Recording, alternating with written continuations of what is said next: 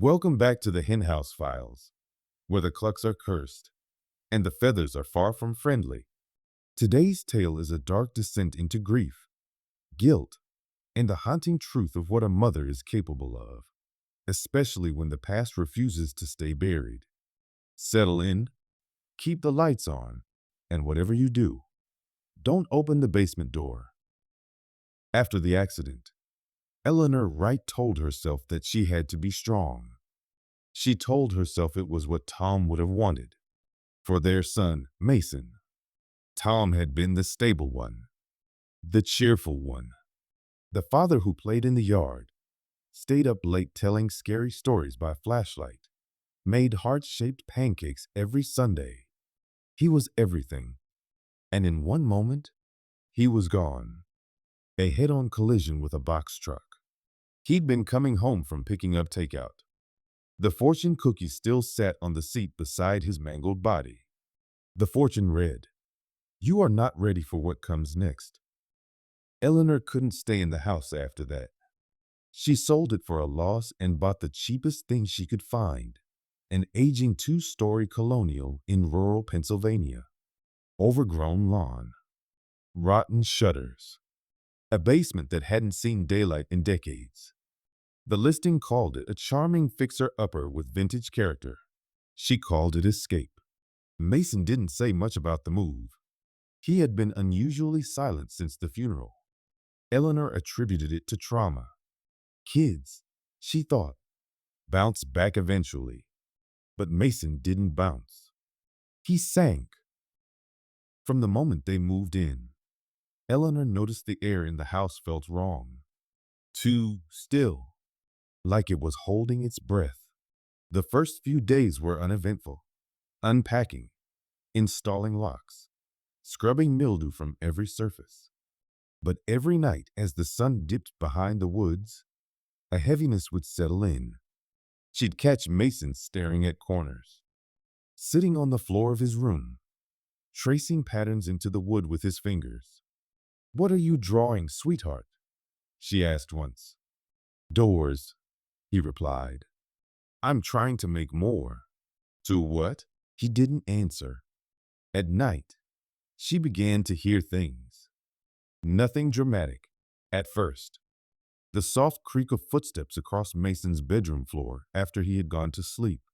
The sound of water running in the bathroom when no one was inside. Scratching, always at the same place, the door to the basement. It started with soft tapping, then evolved into scraping. Then came the knocking. She asked Mason about it. "They're calling," he said. "They said you'll come down soon." "Who, Mason?" He just looked at her and smiled. A small, sharp smile. It was during a particularly stormy night that Eleanor heard him talking. At first, she thought he was on the phone. But when she checked, he was sitting cross-legged on the hallway floor, murmuring to nothing. "What are you doing?" she asked. He blinked at her, then looked behind her. "You're not supposed to be here yet," he said. Then he got up and went to bed. The next day, she found a chicken feather under her pillow. She didn't own chickens. And Mason, he started drawing again. Pictures of a well beneath the floor, people with eyes scratched out, a house with arms instead of windows. His drawings became more frantic, layered, like he was trying to cover up something underneath. Eleanor found the basement key beneath his pillow. That night, the door to the basement stood open. The basement was colder than the rest of the house, unnaturally cold. The air stank of wet earth and rusted metal. Her flashlight flickered as she stepped onto the dirt floor. The walls weren't made of concrete. They were limestone, carved with strange indentations, scratches, almost like claw marks. In the far corner, she saw a pile of old furniture and something else beneath a tarp. She pulled it back and found dozens of children's shoes. Some still had dried blood on them. She ran back up the stairs and locked the door. That night, she dreamed of Mason, standing in the basement with his eyes rolled back, chanting in a language she didn't know. Behind him, a shadow with no face grinned at her. She woke up screaming, and from downstairs, she heard the whisper, "You took him. You made him. You owe us." Mason was waiting for her at the top of the stairs. "We have to finish it," he said. "Finish what?" He turned and began walking toward the basement. "Don't go down there," she shouted, but her voice felt swallowed by the air. He paused at the threshold. "If you don't do it, they'll do it to both of us." That's when she saw it. His shadow didn't match his body. It was taller, leaner. Its head twitched. Its arms were too long. She tried to grab him, but he screamed, not in pain, but in anger, and shoved her backward. Something inside her snapped. The rage, the fear, the months of sleepless nights, of silence, of torment. She picked up the fireplace poker from the wall and followed him down. She doesn't remember the details, only the flash of metal, the wet sound, Mason's final gasp, the silence that followed. It took hours to dig the hole in the corner of the basement. The dirt was loose, almost like it had been dug up before. She buried him. She cried. And then she went upstairs, took a long, cold shower, and poured herself a drink. The candle in the window blew out on its own. Eleanor expected grief. What she didn't expect was his return.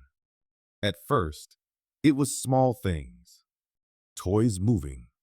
The sound of Mason's laugh behind closed doors. Footsteps overhead when she was in the basement. But soon it became unmistakable. She found muddy footprints across her bedroom ceiling. Knives arranged in ritualistic symbols on the kitchen counter. His drawings reappearing in his empty room. Except now, they depicted her with bleeding eyes and a grin that split her jaw. She woke one night to find her own hands covered in dirt and blood. The basement door wide open. The mound where she buried Mason was dug up. Empty. She began boarding the doors, painting sigils she found in his drawings across every wall. She tried burning the house down, but the matches wouldn't strike. She tried calling the police, but no one answered. Not static, not voicemail, just silence. Then, one day, she opened the fridge and found Mason's heart sitting in a bowl of eggs. She screamed. From the basement, she heard giggling. Eleanor found the journal beneath a floorboard in Mason's room. It was old, bound in dried skin. It wasn't his. It belonged to a woman named Margaret Bellwether, who lived in the house in the 1800s. She wrote of the ones beneath, things that lived in the dark, feeding off guilt and blood. She had sacrificed her own child to them, and in return, they gave her life, but only as long as she continued the offerings. When she stopped, the house ate her. Eleanor finally understood. The house wanted children, and when Mason was no longer enough, it wanted her. Decades later, a realtor unlocked the front door of the decaying home. Bit of a fixer-upper, he chuckled, stepping inside. The couple behind him hesitated. Didn't someone die here? The husband asked. The realtor waved it off. Rumors. It's been vacant since the 90s. Just needs a little love. None of them noticed the muddy footprints on the ceiling above them, or the whisper from the floorboards beneath. Mommy? Thanks for joining us in the Hen House tonight. Remember, no secret stays buried forever, especially not in a house that feeds on guilt. Until next time, keep your eyes open and your feathers fluffed.